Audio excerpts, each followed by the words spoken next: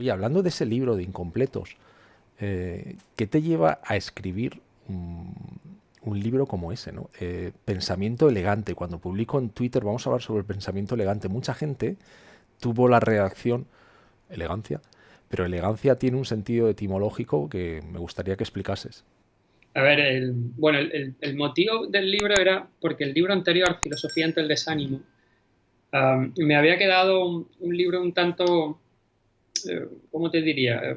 No voy a decir que fuese un libro eh, que te quitase las ganas de vivir, pero sí era un libro que identificaba por dónde se podía filtrar el desánimo, la configuración de la identidad. Entonces pensé, bueno, tengo que compensar un poco en el siguiente libro el análisis del pensamiento crítico en torno al concepto del desánimo que había trabajado Ujú. pudiera tener una alternativa, una solución que fuese interesante. Entonces, yo que he trabajado mucho el concepto de pensamiento crítico, consideraba que hay un nivel superior de pensamiento crítico, es decir, la excelencia del pensamiento crítico es el pensamiento elegante.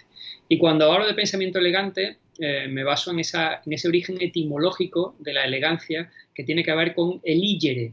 Eligere es elegir.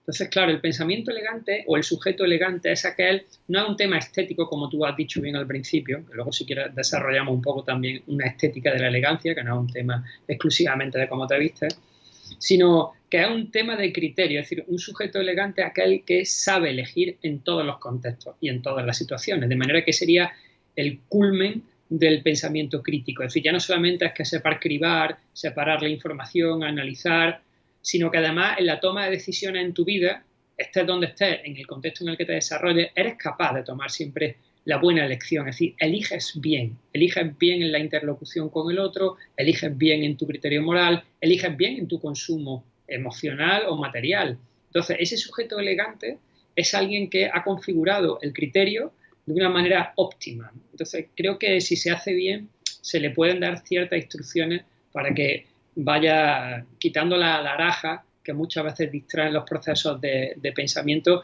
y te centres pues, en una jerarquía importante que vayan nutriendo cada vez más en los procesos de elección. Por eso ese sujeto elegante o el pensamiento elegante me parecía una reivindicación que además en el siglo XXI ha desaparecido de los medios. Es decir, yo no sé la última vez que leí algo sobre la elegancia, pero no lo recuerdo. O la última vez que escuché en una conversación hablar de la elegancia, no lo recuerdo. Entonces, me parecía que había que recuperar primero el término de elegancia y luego situarlo en el contexto de la filosofía o del pensamiento en este caso, ¿no? Ujú. Y todo el libro es una reivindicación de ese proceso en torno a recupera esa construcción de la identidad desde la elegancia, ¿no? Que implica múltiples factores. Ujú. Yo tenía un jefe, José Carlos, cuando llegué a Estados Unidos, que siempre me decía, cuando yo leía el libro, em, y hablabas de elegir, ¿no? Pero cuando yo llegué aquí a Estados Unidos e interactué con quizás la persona más inteligente con la que yo, bueno, he trabajado nunca, una persona que realmente te asustaba por su capacidad brutal de manejar información, analizarla. Y uno de los conceptos que me transmitía siempre era el de la intencionalidad. Me decía, Pablo, sé intencional en todo lo que haces. Antes de escribir un mail, antes de entrar en una reunión, antes de reaccionar ante un estímulo, sé intencional en lo que dices. ¿Tú crees que hay algún tipo de relación entre el pensamiento elegante y la intencionalidad? Pues sin duda tiene que haberlo, porque la intención implica una reflexión previa antes de la decisión. Ujú. Entonces, cuando hay cosas que, fíjate, hay cosas que yo creo que se puede dejar al arbor de la intuición, no de la intención, sino de la intuición. Pero porque ya se ha demostrado que la intuición está preñada de información y el sujeto que tiene buenas intuiciones en muchas ocasiones acierta en esa toma de decisiones o en la acción que emprende. Pero la intencionalidad, en el fondo, lo que te está diciendo es, cuando haga algo, ten un porqué. Es decir, ten un motivo, una intención de cuál es el objetivo que te propones. Eso me parece que es constructivo, ¿no? Pero me parece más importante que analices el por qué, es decir, no que tengas la intención, que supongo que tendrás la intención siempre presente cuando vas a ejecutar algo, sino de dónde procede esa reflexión intencional, ¿no? Porque desde esa perspectiva puedes entender mucho mejor esos criterios que tienes. Entonces, desde la perspectiva de la elegancia, la toma de decisiones siempre gira en torno a cómo has construido tu identidad de una manera jerarquizada y ordenada y dónde has situado tu criterio a la hora de elegir, porque no es sencillo, ¿eh? No es nada sencillo. En el siglo XXI el gran reto que tenemos por delante es, fíjate, mentalmente tenemos una asociación entre la palabra libertad y la palabra opcionalidad o elección, es decir, nos sentimos libres porque podemos elegir. Sí. Básicamente podemos reducir esto. Entonces, claro, si tú al sujeto le dices, bueno, si tú te sientes libre porque puedes elegir y ahora yo te voy a dar millones de opciones, vas a tener mayor sensación de libertad. Es decir, te vas a sentir verdaderamente libre si yo te pongo millones de opciones a la hora de elegir un yogurt, unos cereales, un coche, una carrera para estudiar, y te voy a poner múltiples opciones. Estamos en la sociedad donde la opcionalidad ha eclosionado de manera hiperbólica. ¿Cuál es el problema? Que hemos descubierto que las opciones, la multiplicidad de opciones paraliza muchas veces al sujeto, porque llega un momento en el que su criterio no lo tiene claro y tiene que estar analizando múltiples opciones, y cuando escoge siempre tiene la sensación de no haber escogido la mejor porque se le han quedado en el tintero muchos análisis.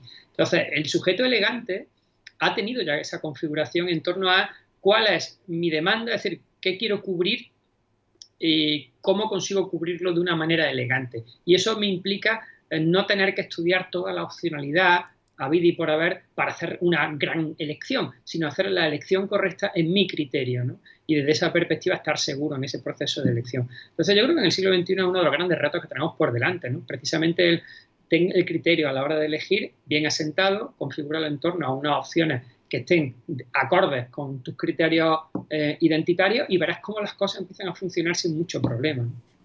Fíjate que él, cuando me hablaba de la intencionalidad, de saber elegir, una de las cosas en las que insistía es: tú eliges si ser, en determinada interacción, si ser una persona seria, si ser una persona seca, si ser una persona amable, pero tú eres el que debe elegir el cómo te vas a presentar en ese momento, ¿no? Y eso me llevó a pensar mucho sobre el tema de la impulsividad.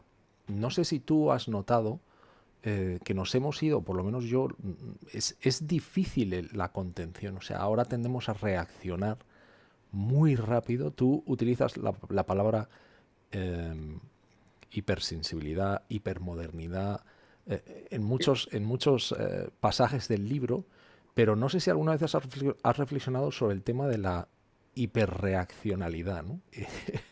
No sé si tiene algo que ver con la hipersensibilidad también, de que parece ser que tenemos que reaccionar muy rápidamente. Sí, bueno, es que el mundo contemporáneo, el concepto de aceleración es el que pivota gran parte de la identidad. Es decir, ya no solamente la rapidez o la velocidad, que sí, que también, sino la capacidad de acelerar en muy poco espacio de tiempo. Porque se habla de que vamos muy rápido, y sí, podemos ser. Yo no creo que la rapidez defina. Esto lo contaba muy bien Cocheiro hace un tiempo en un ensayo sobre la aceleración. Decía que la característica contemporánea no es tanto la velocidad, sino como tu capacidad de acelerar. Es decir, cuánto tiempo tarda en ponerte de 0 a 100, cuánto tiempo tarda en reaccionar, cuánto tiempo tarda en contestar, ¿no? Claro, yo en este libro propongo justo lo contrario desde la perspectiva de la elegancia, que requiere serenidad. Entonces requiere un tiempo desprendido. Es decir, cuando tienes que hacer una decisión, toma el tiempo, entra en esa estética de la elegancia que no busca espolear emocionalmente en la respuesta a nadie, sino tener un criterio, ¿no?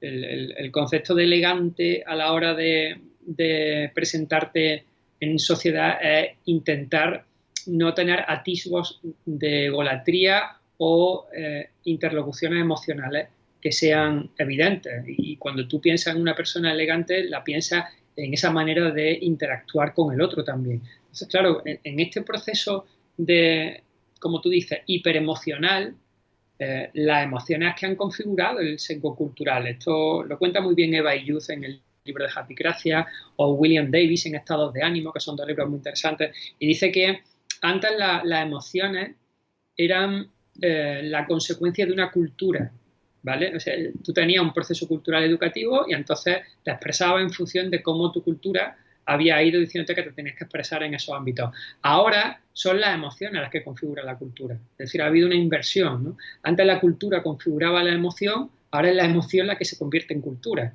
Y entonces, si no entras dentro de esas narrativas, pues parece que estás fuera del ámbito de lo cultural. Y todo lo que se hace se busca la interpelación emocional.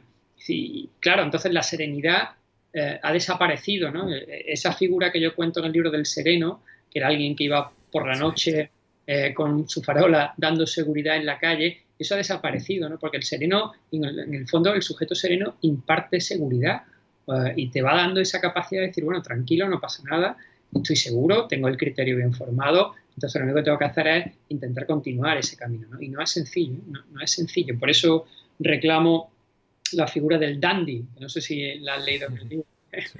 que es una figura en desuso, ¿no? Cuando yo era pequeñito se usaba mucho aquí en Andalucía el decir, mira, el niño este está hecho un dandy, ¿no? Sí. Cuando era el niño tranquilito, elegante y tal, y decía, está hecho un dandy, ¿qué era? Bueno, pues la definición de dandy es muy bonita porque te dice que es aquel que tiene una expresión elegante, es decir, la expresión, no solamente en la estética, sino la manera de hablar, todo, y además dice tiene buenos modales.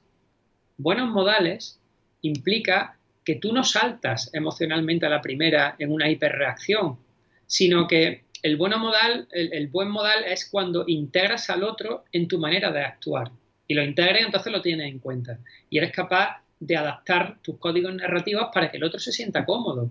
Y desde esa perspectiva, un sujeto con buenos modales era alguien maravilloso, porque podía estar tomándose una cerveza en la barra de un bar, haciendo sentir bien a los que están allí en un nivel de interacción cómodo, pero que también puede hacer sentirse bien en una conversación con un catedrático de humanidades. Es decir, el sujeto elegante, el dandy, era esa persona que tenía siempre los buenos modales presentes y además tenía una estética elegante, ¿no? Y eso ha desaparecido precisamente porque al otro no se le integra en la interacción propia, sino que se le busca la reacción emocional constantemente.